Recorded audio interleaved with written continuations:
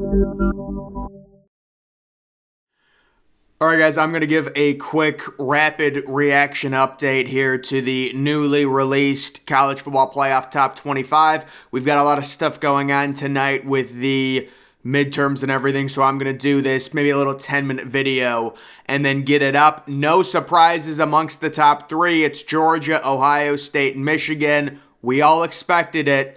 Number 4 is TCU. I'm a bit surprised that they went with TCU above Tennessee. When you look at some of the metrics like ball control and really FPI, things like that, TCU lags pretty far behind, but they do reward winning, and they go with TCU at number 4. And I think this is really a big monumental thing for TCU, because I think this sets up the possibility of TCU possibly losing to Texas, but still making the playoff. Yes, it is possible. They could lose to Texas and then face Texas in a rematch in the Big 12 championship. And I think if you're talking about a one-loss Big 12 champion TCU versus a one-loss Pac-12 champion in Oregon, for that 4th spot, the committee is going with TCU, and the context would be they would want to avoid the Georgia-Oregon rematch. I know people have mentioned that if Oregon and Georgia had a rematch, it'd be a completely different game. I mean, listen, it's tough, man. You can't lose 49-3 or whatever it was. I'm sorry. So right now you've got TCU at number 4. We'll see what happens. Remember, the thing with TCU that's important, it's not just this week, it's next week. They're at Baylor next week. So TCU very easily, they're 7-point underdogs this week. Let's say they lose. They could also lose next week and be completely out of the playoffs. But I'm saying right now, this is important that TCU is number 4 in front of Tennessee. They are undefeated. Tennessee has the one loss. Tennessee sitting at number 5. The name of the game for Tennessee, win and win impressive. You don't want the narrative to be that once you lost a game, you kind of tailed off, you struggled against a team like Missouri. You need to put these teams away and prove that, yes, you lost to Georgia, but it was on the road. It is what it is. I will say, they were talking about this on the show. Tennessee got very lucky that was only a 2-touchdown margin, because that was an absolute stomping. It very easily could have been 34-6 or something like that. But Tennessee falls down to number 5. Oregon is at number 6. You know, the situation with Oregon, again, you've got Georgia at number 1. Are they really?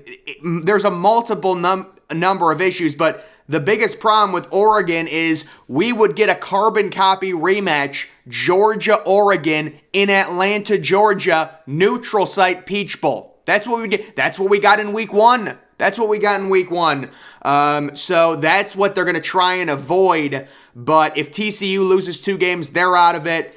And then the Ohio State-Michigan thing will probably work itself out, but it does get a little hairy if either Ohio State or Michigan lose close. They're going to be one-loss teams. Do they have enough to make it as a one-loss, Big Ten team that doesn't make their conference championship? That's where it gets hairy. Then you've got LSU at number 7. I think LSU, if they went out, they're in over Tennessee. Personally, of course, it depends how they actually beat Georgia. If they do end up winning out, I actually have them losing this week to Arkansas. They're only 3-point favorites, so I don't think LSU is winning out. Even worst case scenario, they would lose to Georgia in the SEC championship, and they would be out of the picture, in my opinion. Right now, they're number 7 in front of USC. Kind of surprising that they actually did move USC up. I guess it's more of a situation where Clemson and Bama moved down, but I mean, USC, not impressive at all against Cal. And then Alabama at number 9. I think I projected Alabama to be at number 10. They slot in with 2 losses. It's understandable considering both of those losses on the road against extremely tough opponents. And then Clemson at number 10. Listen, the ACC is so bad. I mean, this team is worse than number 10, but they do only have 1 loss. So where else are you going to move them? I would have them above Ole Miss. That's how bad Ole Miss's schedule has been. Ole Miss does not have a good resume. Ole Miss at number 11, UCLA at number 12. I would have UCLA at least in front of Ole Miss, probably in front of Clemson too. That UCLA offense is just so explosive.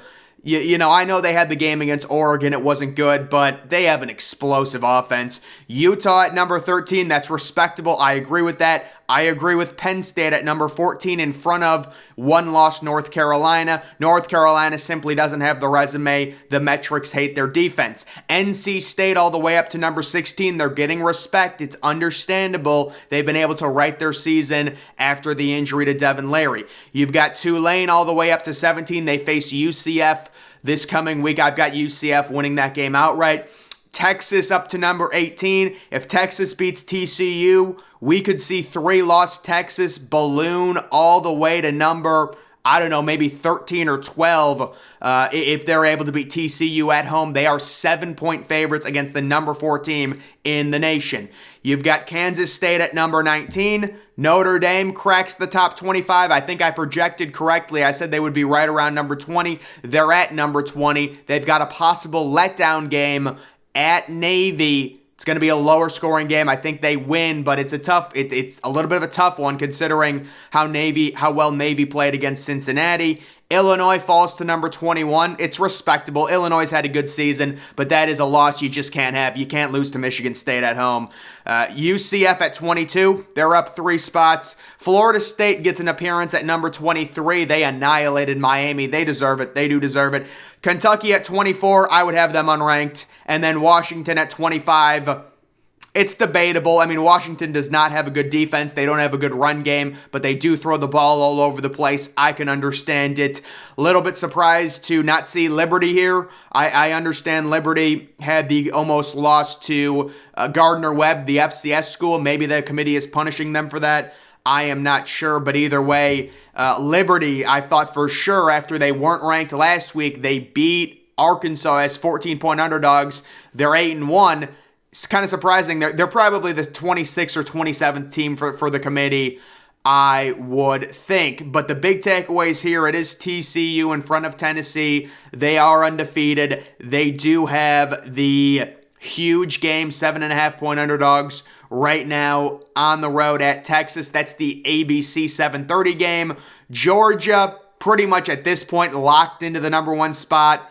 They're going to be facing 95% chance LSU, and they're going to be pretty big favorites over LSU in the SEC championship on a neutral field. Ohio State, Michigan, the expectation is, listen, Ohio State's run game has not been good, but Ohio State at this point, I believe, is around a touchdown favorite over Michigan since the game is in Columbus, and that sets up the unique scenario with Michigan. This is interesting. If TCU does lose 2 games, let's say TCU loses this week and next week, and they're out of the picture. So TCU's out. Ohio State beats Michigan. Georgia, Ohio State are in. They're 1-2. They're both undefeated, whatever. You've got a 1-loss Michigan with a horrible non-conference schedule, but they trounced Penn State. You've got a 1-loss Tennessee team. Both of those teams wouldn't make their conference championship. And then you've got a 1-loss Oregon team that wins their conference championship. That would be an interesting debate. Again, I think what the committee is going to try and do is avoid, under all circumstances, they might, if they want to put Oregon in the playoff, I would almost recommend you move Oregon up to number 3. Nobody wants to see Georgia and Oregon play, in the Peach Bowl. Nobody wants that. It's going to be another Georgia win. It's probably going to be a little bit more competitive, maybe something like 38-20. But when it comes to a team that I would want to see Georgia face, maybe I honestly, I don't know, because you see Tennessee right there. I'm guessing if Tennessee gets in, they're not going to be seeded with Georgia, so they would be the 3 seed. The probable matchup would be Ohio State, Tennessee, Georgia versus whoever. It's a cluster of teams, whether it's TCU, whether it's a 1-loss Michigan if they lose to Ohio State, or whether it's a 1-loss Oregon, or whoever the 1-loss team is in the Pac-12, because there's 3 1-loss teams right now, UCLA, USC, and Oregon, and USC just does not have a good enough roster. We'll see what happens. I'd have to look at their schedule, but what they've done, especially with defense, it's not been good this year, so Lincoln Riley's having a great year. We will see what ends up happening, guys. And then you do have Alabama kind of on the brink a little bit. If they lose this game to Ole Miss, they would probably be completely knocked out of the New Year's 6 picture. Of course, if they win out, they will be guaranteed a New Year's 6 bowl in a possible matchup. I'm trying to think who. I was looking at the projections yesterday, the bowl projections. I forgot who they had Alabama facing. But the Rose Bowl right now is either going to be Oregon. Man, it would be great to see UCLA in the Rose Bowl. It really would. Because if USC loses another game, I know USC and UCLA face each other. I don't know where that game is being played at. I don't know if it's at the Rose Bowl or not. But there was a good point that was made that realistically, UCLA has a better resume than USC, and they're 4 spots below them. So maybe it's the Caleb Williams factor. Maybe it's the Lincoln Riley factor. I don't know.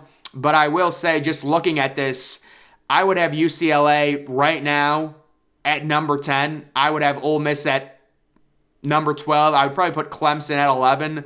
But I'm really ready to move Clemson down. I mean, they have 1 loss, so you have to leave them up there. But just overall, the team makeup, the quarterback situation, it's not good. But, yeah, I would say the one takeaway, if you want one narrative, it's TCU above Tennessee, which I'm sure a lot of people are happy about. You know, they don't want the SEC narrative. They don't want the 1-loss SEC team above an undefeated Big 12 team. And they don't get that. They do show TCU the respect. We will see if TCU is able to prove it on the road at Texas as a touchdown underdog. But that's going to do it for the updated top 25 here for week number 11, guys. Make sure you're following me on Twitter. Link to that's always in the description.